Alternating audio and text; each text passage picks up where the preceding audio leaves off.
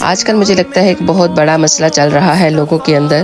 بہت سارے جو میرے بہن بھائی ہیں مجھ سے پوچھ رہے ہیں کامنٹس کر کے کہ ہمیں بہت زیادہ وسوسے آتے ہیں. نیگیٹو سوچ جو ہے وہ بہت زیادہ آتی ہے ہمیں. اس کے لیے ہمیں کیا کرنا چاہیے؟ ہم تو نماز بھی صحیح طریقے سے نہیں پڑھ پاتے. بہترین عمل میں آج آپ کو بتاؤں گی، بہترین علاج ہے یہ. آپ اس ویڈیو کو زیادہ سے زیادہ شیئر کیجیے گا تاکہ زیادہ سے زیادہ لوگ اس سے فائدہ اٹھا سکیں. آپ نے کیا کرنا ہے؟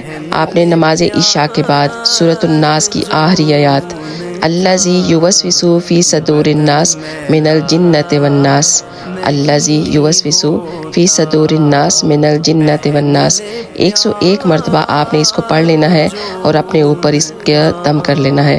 انشاءاللہ جتنی بھی آپ کی نیگیٹو سوچ ہوگی وہ آنا بند ہو جائے گی اور آپ کو جو ہے اچھے طریقے سے اپنی زندگی گزارنے لگیں گے.